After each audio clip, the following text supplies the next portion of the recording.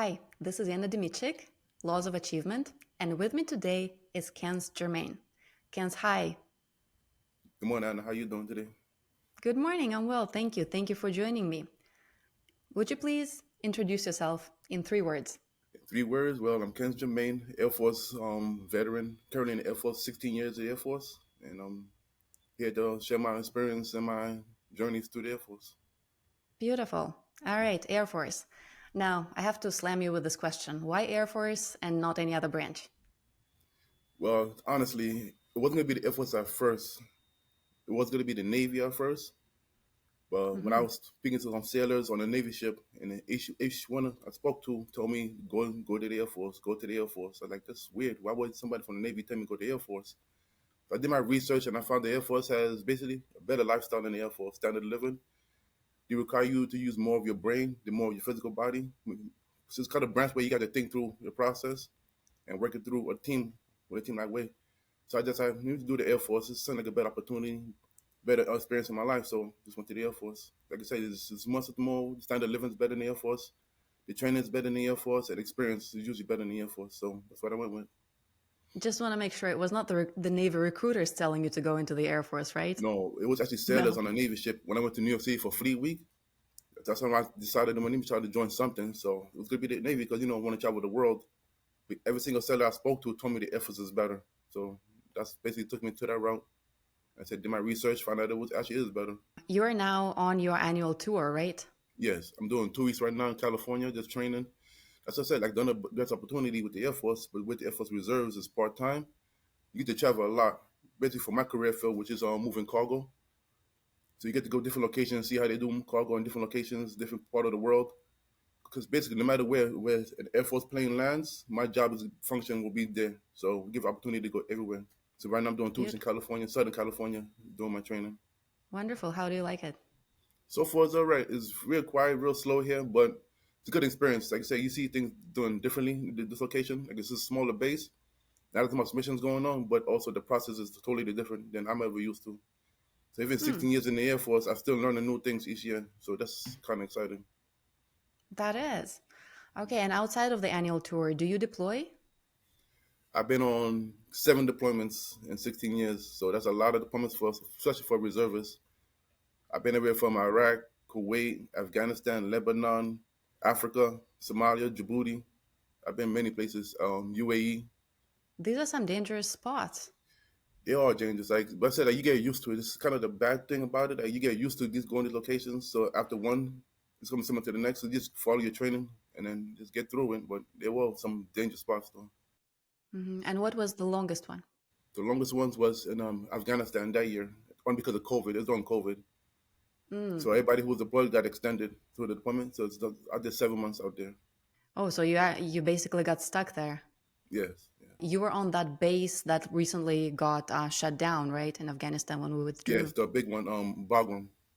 Yeah. hmm That's this basically a hub where everything was flying through there. So I was real busy there. But then also I was flying around the whole country, doing my missions everywhere, around like different parts of Afghanistan. So I got to see a lot.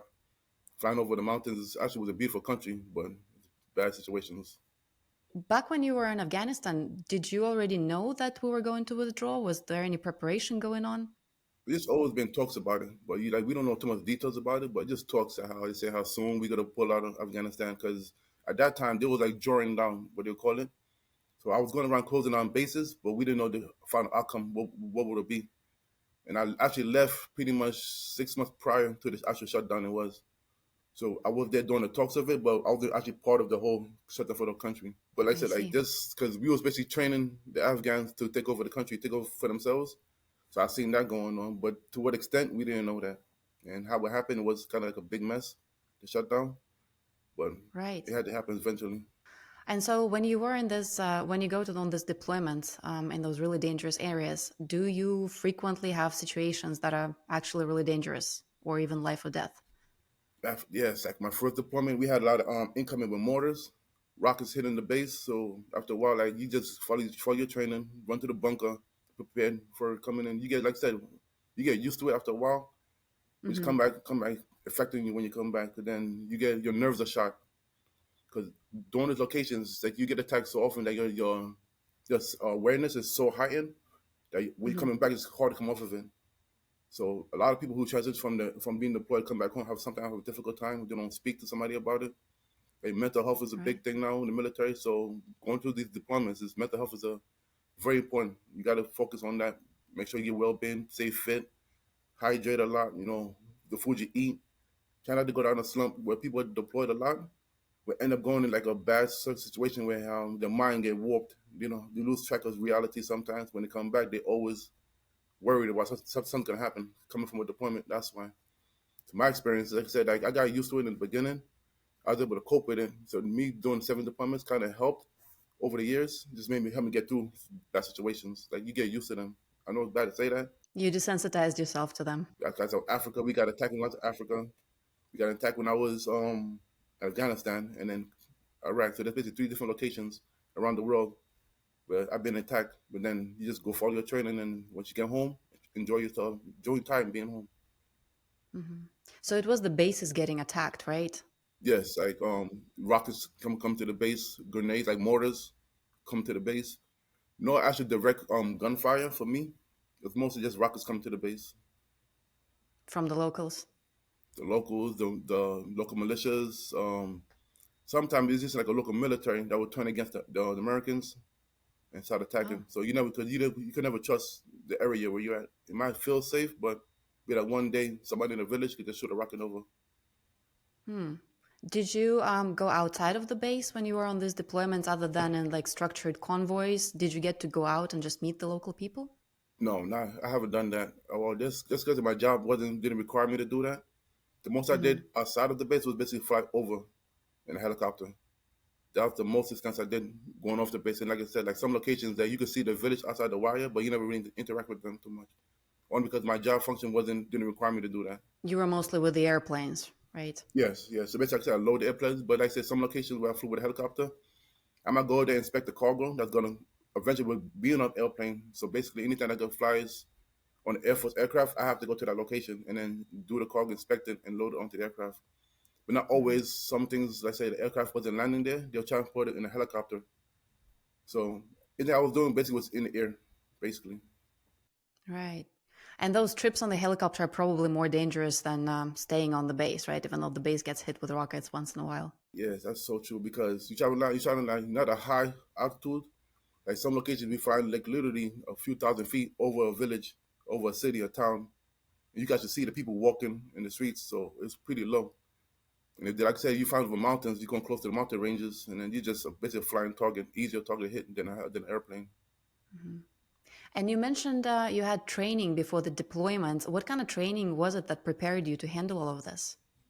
Some of the trainings you got, some like I said, I can't speak on some trainings I received, but basically it's like a combat training. They basically how to attack a base. If you base get attacked, how to defend the base. Training like that. Training took about 2 weeks to get that training done.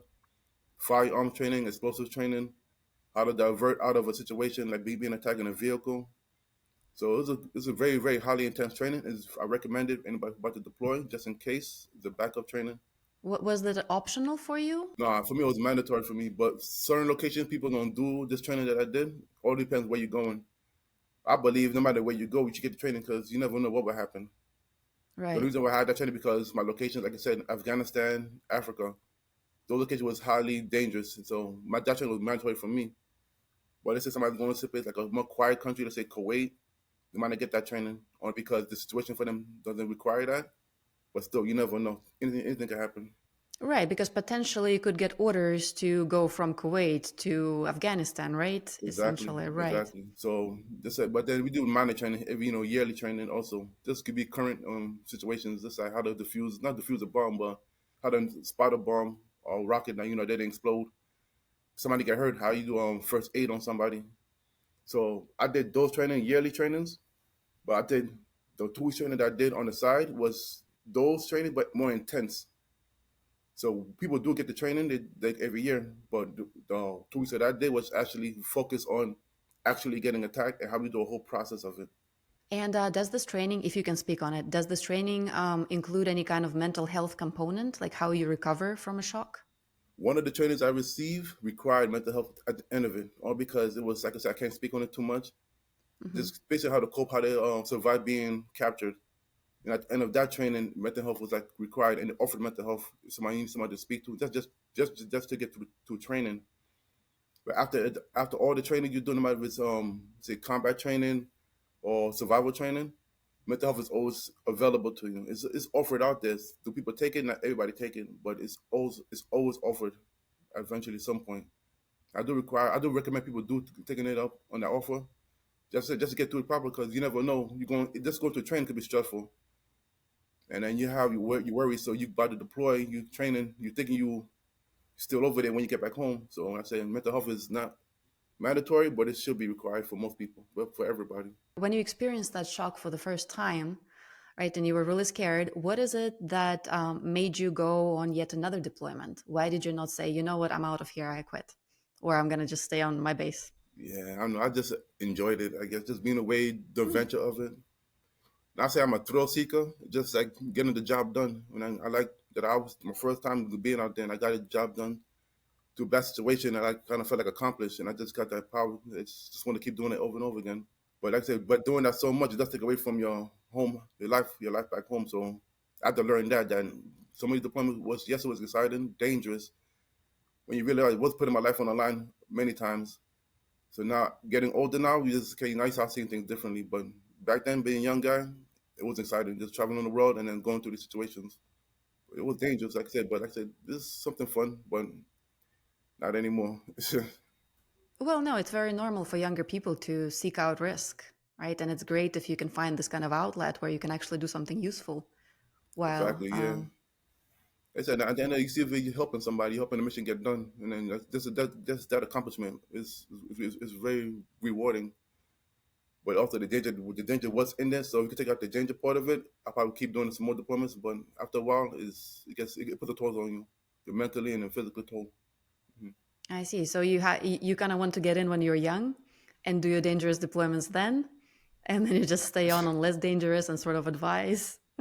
Basically, yeah, because somebody young that say they don't know no better, I guess they just see the Hmm. action. But then when you get older, you realize it's not a good situation to put yourself in constantly. They say you're basically playing odds with your life. At the end of the day, eventually it's got to catch up on you. Right. And maybe it's somewhat similar to, how little kids, they usually are not afraid to learn to skateboard or to climb up really high, Exactly, right? yeah. They have less fear, right? But as you're growing up, it's so much harder to get yourself to start doing these things. Because I become wiser, you see the danger and the risk of taking things that you don't need to be taking. I say, as a kid, Right. it's better. I say, young people who join the Air Force, the military, I feel join while you're younger, you have better experience. But as you get older, you start thinking a little differently. You move a little slower, which is also a good thing too, because that will help you survive a lot of situations, avoid things. But as a young, you're taking a big risk, and it's more enjoyable, I guess, for somebody young. True, true. On the level of danger, how, in your opinion, does Air Force rank compared to other branches? I have to say, it's not that it rank less or more. All depends on your job. You getting, Hmm. you could be in the army and be an army cook. You're not seeing no danger, or you could be army police, MP in the army, seeing no action. But it could be in the Air Force, like myself, moving cargo, and then I'm seeing danger, more danger, to somebody in the Marines, only because of my situation. But like I said, like nowadays we integrate more with other branches, with the Army, Navy, Marines. So basically, sometimes with the danger that they will see, we will see it also. So there's no level right now that I'm noticing like Army is dangerous, more dangerous than the Air Force. I think right now they're all the same right now because we're all going through the same situations, working together more often now. So just joining the military alone will be a dangerous situation if depending on your job that you get. So, when it comes to different branches, you said there is a lot of integration nowadays. You work with people from other branches. Would you say there are major differences and personalities between those branches, or maybe in Yes, approach and yes. Mhm. training? Could you talk about that? When it comes to the Air Force, like I said, the Air Force they require you to use your brain more than anything. So people in the Air Force actually think about the process and work it through and breaking down the process. With the Army, I know this is just go get in there, just get it done like brute force. So I know it's with the Army. They just put a whole mass of people they could on it, more than one person, and get things done. That's just like a brute force. With the Marines, it's more strategic how they move together. They're more like really like a form, like a real unit. This is one person does something, they all do it together in the Marines, and they're all structured. I noticed that with the Marines. The Air Force to me, I think it's very similar to the Navy. More relaxed, more laid back. But with the Air Force, I noticed with the Air Force is more thinking. Think about the process. They do the most amount of work with the least people.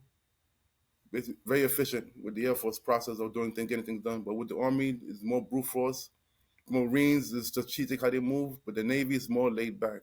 They get all different cultures, but put it all together, it kind of works together. Everybody have their own purpose in this situation. But like I say, quite differently how everybody works. Just get something really minor done. The real small, the different process with each single branch will do it differently.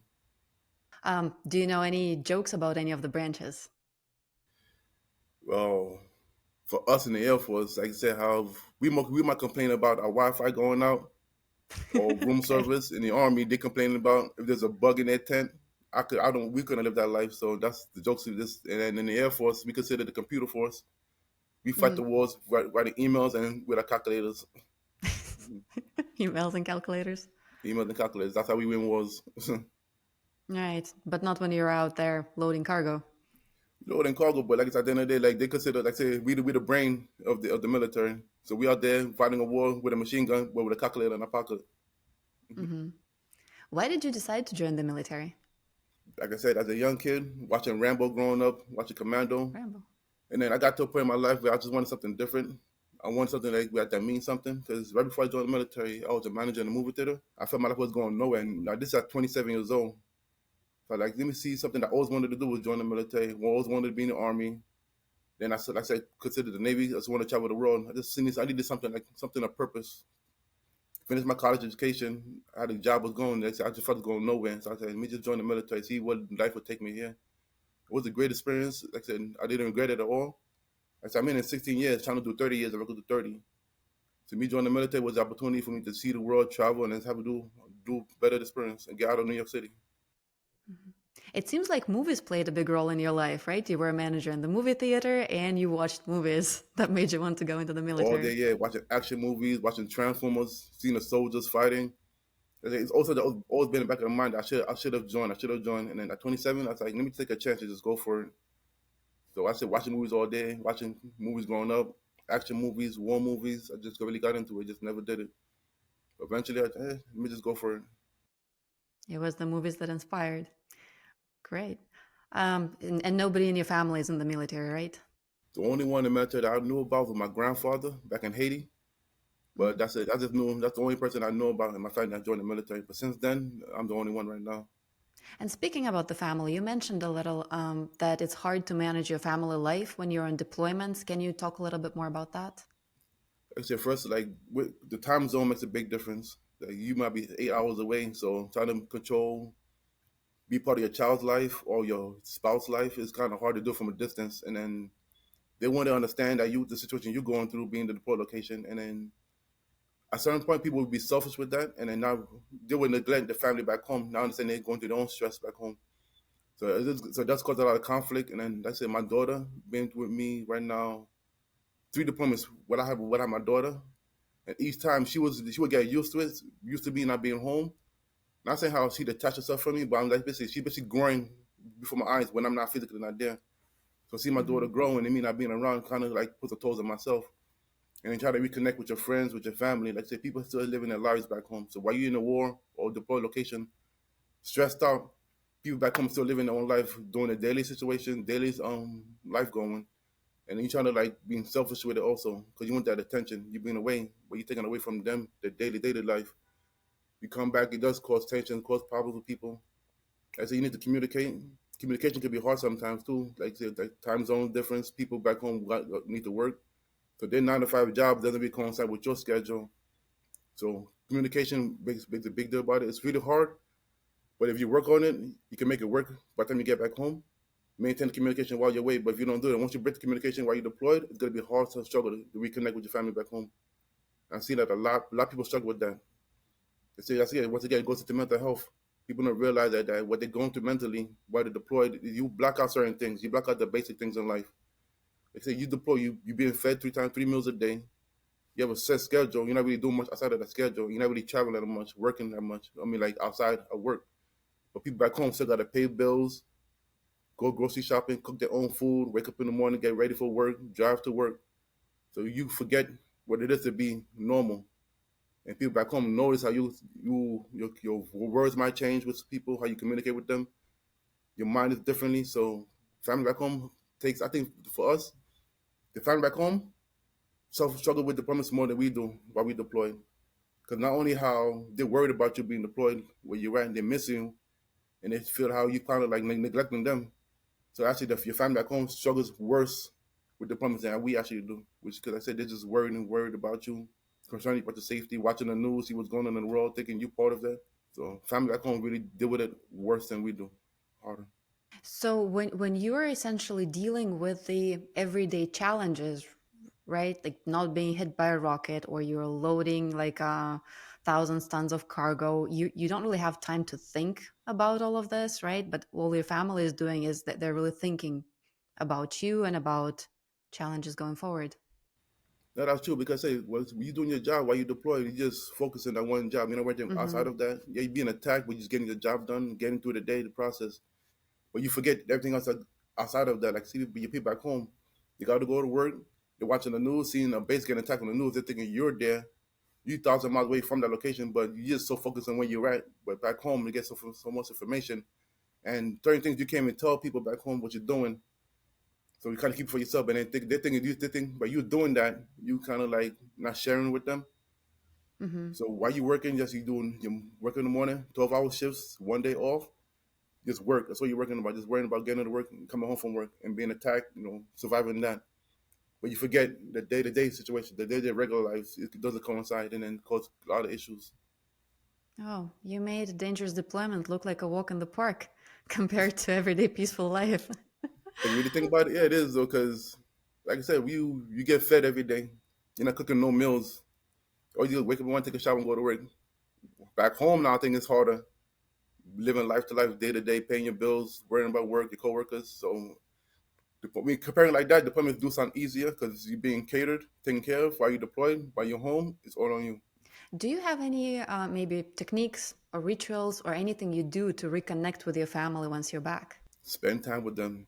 Spend time with them. Travel, to go for drives, go to the park, and just be quiet and listen. Technique is quiet. Don't come back, complaining, whining, try to change things. Wherever how it was while he was away, a system was a routine he was doing, be part of the routine and just be there with them. A lot of listening, a lot of communication, but listening is the most important thing to do. Come back, take a step back, and just reconnect with your family, but let them come to you, venting to you, communicating with you, crying to you. Don't always come back all harsh, ready to go, go, go, trying to change things when you come back. Take your time. Don't rush nothing. Let the process happen on its own. My biggest thing is don't rush everything. Give your family time to reconnect to get used to you being back. Just be quiet and listen. Listen to your family. Listen to your friends. Like I said, they miss you and they was worried about you. This is the time, for them to get comfortable with you being back. But at some point, you come back as a stranger too. You come back real different, and don't just throw yourself into situations where that could be dangerous too, because you're trying to do things so quick. You might end up pushing people away, or you might end up getting hurt. So my biggest thing to tell people, like a routine or strategy, just come back, take your time, and just listen to people, and slowly integrate back into a routine that they already set up while you was away. That is so interesting. You say you sound like a stranger to them because you're different. Because is that because you're different after the deployment? You haven't gotten out of this war zone mentality, or why are you different? That's exactly like I said, like while you deploy, right? You just said you just worrying about getting your job done, but also in the meantime, you also being attacked or the dangers of being attacked. So your senses, your alertness is so heightened that when you come back, it's hard to come off of it. Because like Hmm. one of my deployments that came back, I'm on the highway, driving on the highway. I noticed I'm just going like above the speed limit, in and out of lanes, not realizing why I'm doing that because I'm the trainer that I receive. I'm worrying about being attacked, not realize I'm back home. And just when I deal with my family, that first time I was more, not say more aggressive, but more like straightforward. Because also I'm a supervisor in the military, so telling my family, my children to do something, I'm like gotta get done. And I realize I'm speaking to my family and I'm speaking to one of my airmen. You're Gotta not take a a drill step back to sergeant. act differently. I gotta remember I'm home now. I'm not deployed no more. Take that mindset out your mind and go back to being normal. And I say you do come out differently. Every department, no matter where you go, you come back different. Some part of you come back a little different because your experience is so intense for 6 months to a year. It's hard to come off of that, and that's a good part of your life. You just have to know how to cope with it.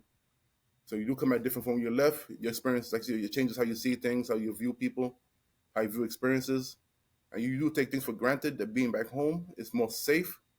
So you always on a sense of alertness, even being home. And your family might not be used to you doing that.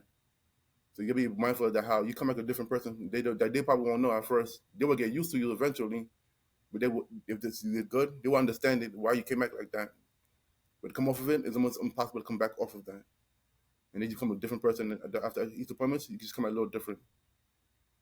So you just said that after every deployment you come back different because every deployment changes you. So other than that first time when you got hit with those mortars, was there any other deployment that caused this kind of change in you? My second deployment to Kuwait, I learned to do things on my own. That made me more isolated. Because, like I said, you there working 12-hour shifts, 5 days on 6 days a week. You around everybody constantly every day. So from that deployment, I just learned to want to be by myself more often and do things alone. When I have opportunity, like I enjoy my time alone. I learned that from that deployment, and then on that deployment, when I was in Africa, like I said, that situation there was different because that I was doing things in a smaller base, smaller location, but also my nerves was through the roof. So when I came back with that, like now I cannot sit with my back to the door to the exits. If I hear any little sound, it kind of just startles me at first.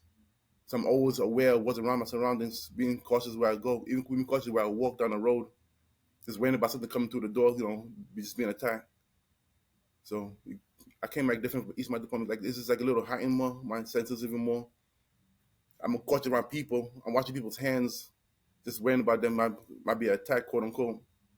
So I'm kind of You keeping my don't walk distance from around with a people. cell phone, right? Just staring at the cell phone like Try to this. avoid doing that. Yeah, I'm Right. always looking around, looking at everything, all my movements, everything around me.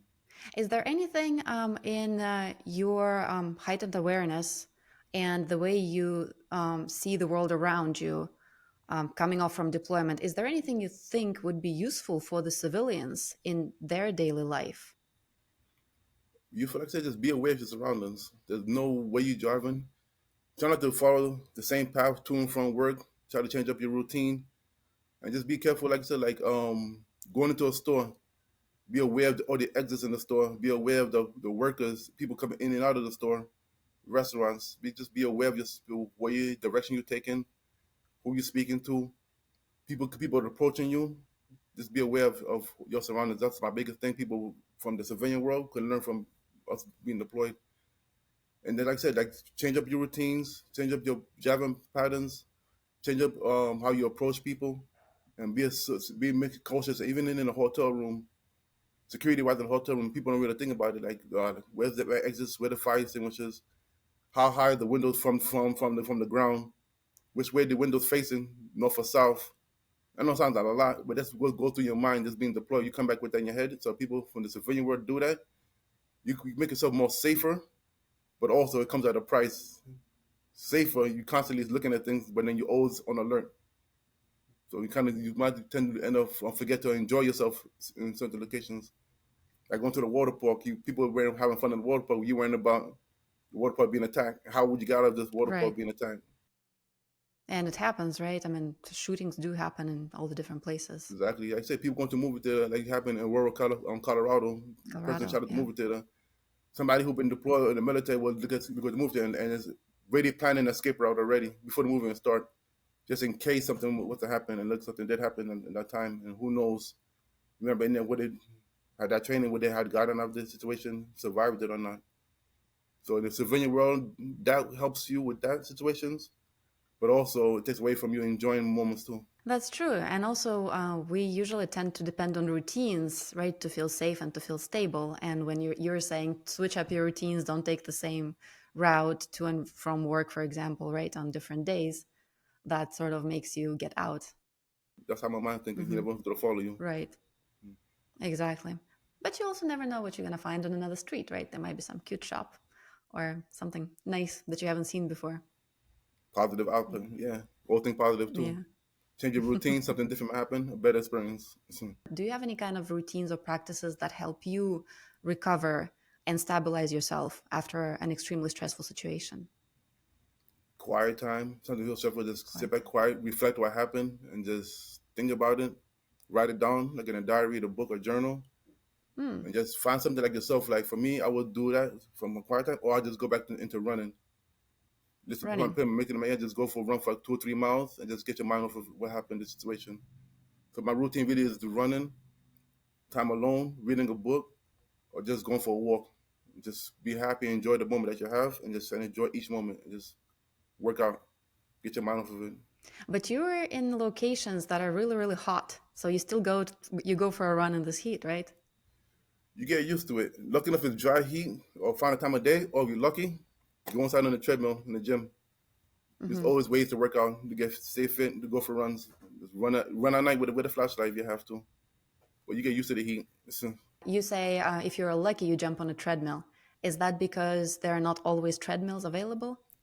Depending where you're going, you never find a treadmill sometimes. I guess you go to a real small base, you might find one treadmill that's not working. So you go running outside them. But because I've been, like I said, I've been to big bases where things were fully functioning. Or I've been to real small base with probably a half of a gym, a few little weights, and no equipment, no machines.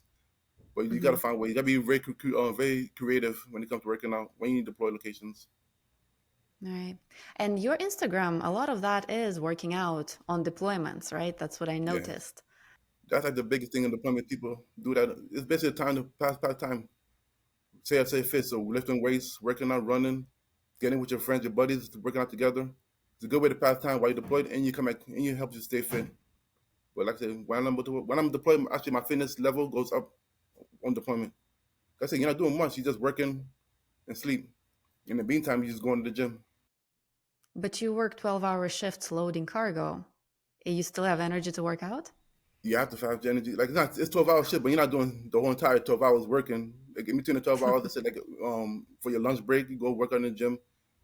Hmm. But you got to find time because if you don't find that time to do it, you're gonna get lazy and tired, sluggish. So within 12 hours, at least putting in an hour of working out in between the 12 hours of work. Like I said, good thing about it, you're not working straight through 12 hours shift. So you just basically most time you have a lot of downtime also. So Hmm. those downtimes people go work out in the gym. Oh, I see. So you can actually take the time from your shift to go work in the gym. Yes, like I said, you're not working. Like I said, you're not working every minute of the 12 hours. So a lot of downtime going for meal. So basically, out of 12 hour shift, you might be working on fully maybe 6 hours of actual work Hmm. spread out throughout the day. So you can find time to do it. You should find time to work out. Listen, So being on deployment also gets you physically in shape. everybody comes back better from deployment physically, shape wise, because you're running all day, lifting weights. And like I said, you're not eating as much. You're not living life, quote unquote, life. Your life is structured while you're deployed. So people have time to. That's funny because you say how we work 12 hour shifts, one day off in a week, but for some reason you have a lot of time to do your fitness. But when you're home, working 8 hour shift and 2 days of work, you have no time to go to the gym because life takes control when you're home. But when you're deployed, you're not doing much but working out and going to work. So it becomes part of your daily Amazing. routine. So people come out very fit. Mm. Were you into fitness before you joined the military? I actually I played football in high school. I actually love to work out, lift weights, but in the military, almost made it mandatory. So look enough, I did it before I'd be charged. Like I said, like the military made me more of a runner. So I enjoyed it. Yeah, it's fun. But prior to the military, it was always about lifting weights. The thing about it, the military just made it mandatory. Like it's part of your job now, which is kind of a great thing. Help you stay fit. Lucky enough, like I said, I was Yeah. doing it before I joined the military. Now I'm just doing. Now I'm getting paid to do it now. If you put it that way. Other than running into issues here and there when you're trying to reconnect with your family, is there anything else in civilian life that you encounter that could be incompatible with military? And I guess I'm really asking about things like alcohol or some substance abuse that I know that some people do come back with that. Like I said, like you come back, yeah, your alertness is so high, and like I said before, your nerves are shot, and some people try to Mhm. cope with alcohol, which is kind of bad. They go in a deep dive, just start drinking alcohol, kind of numb the pain, numb the memories of the situation where they've been through. So that is a part. But for me, I didn't go through that process. I didn't go to that. Um, but it just happens a lot. It does happen a lot. Like I said, like The biggest thing with that is mental health. Like I said, keep going back to mental health. You come back, you go into a problem, speak on it. A lot of people who come back from deployments tend not to share their experience or seek help, seek therapy, and they will cope by drinking alcohol or taking drugs. God forbid, taking drugs, and I'll take them down a dark path. And I have seen that happen over the years. Lucky for me, I kind of like understood what my situation was going on. I would seek my help, go to the doctor, go for therapy. But alcohol does play a big role. People coming back from a deployment, it really does. Because like I said, someone that deployed had knock off for 6 months and come back home, they enjoying it. Go right back quick, move too quick, get back home, and notice how they drink alcohol even more. And they're doing it thinking for fun, but in the meantime, they're really doing it because they want to numb the pain, forget about the memories of being away. And also, they're not reconnecting back with their family and their friends. They're struggling with that. So because they're struggling with reconnecting with their family, they went to the alcohol and just forget about it and just drink away the sorrows.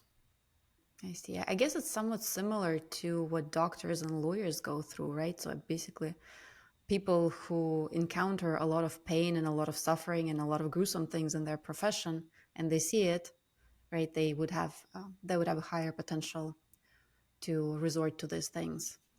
Yeah, because And basically, like I said, you numbing the pain. Like you get desensitized so much to bad situations or dangerous situations that the numbing, they drink the alcohol. You're right. People do those professions would tend to follow that path and just try to forget what they're going through. But the thing is, they don't seek the help mentally. They will go to the mhm, bottle, to alcohol, to drugs. right. Is there anything that keeps you going, that really prevents you from resorting to any of those things? Is there anything in your life philosophy that makes you believe that it's all worthwhile?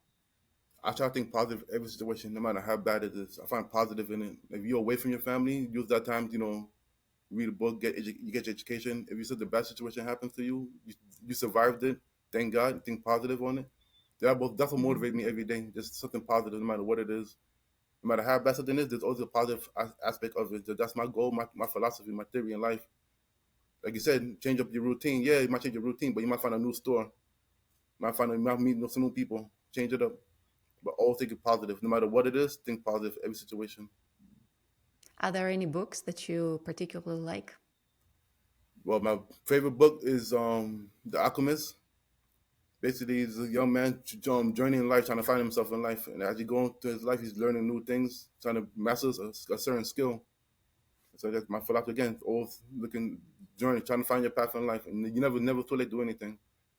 So Alchemist is one of my favorite books only because of that. And it kind of helped me kind of join the military based on that. At 27 years old, I found a new aspect of life, and reading that book kind of helped me, motivated me to make that decision also. And I'm sure it really helped. This philosophy really helped you to move through Air Force and seek out those new deployments and learn new skills on every deployment as well. Exactly. I say no matter where you go, try to find a positive in it. Right. Is there anything in your personality, maybe any kind of character traits that have been a hindrance for you in your life? Something you think you would rather not be? I'm too helpful sometimes. Like meaning that sound like it's not a bad thing, but when you helping somebody to the point where hell, you forget about yourself and it's your own thing you need to take care of. Like I put my work aside and try to help somebody else get through their work. So I gotta stop doing that. That's my characteristics when it comes to that is what hinder me in the long run. Like I say, putting yourself before somebody else, not always a bad situation, but you can't help nobody else if you can't help yourself also. So I know Right. I'll do that. I don't know if I tend to do that a lot. We'll help somebody else get through their situation, get through their problems. Now, in the whole time, I'm going through my own problems, and I don't take care of that. So biggest problem is putting other people before me. It's positive and negative at the same time, but don't forget yourself in the end of it. Right. That's true. And also maybe sometimes you're helping somebody else, you see what mistakes they've run into, and you're like, taking a mental note. I'll avoid Learn that. from it. So if you were to face the choice again, whether to join Air Force or in how to make your career through the Air Force, is there anything you would have done differently? If I would have joined sooner, and I would have Hmm. taken advantage of the education in the military, meaning how I learned as much as I could learn. Especially being young, when I first joined, I had no children. I had a daughter, so I figured I would have done that differently. Take every opportunity to education out of it as much as possible. As much training as you get out of it. Travel as much as you could with the training.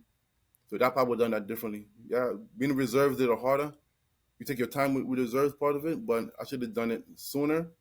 I take full advantage of my free time and it's my civilian world and just fully engulf into the military and take advantage of all the training they give you, no matter where it is, no matter what it is. Just go for it. I would have done that differently. Is there a reason why you didn't join? You didn't go active duty? That's a good reason. That's a good.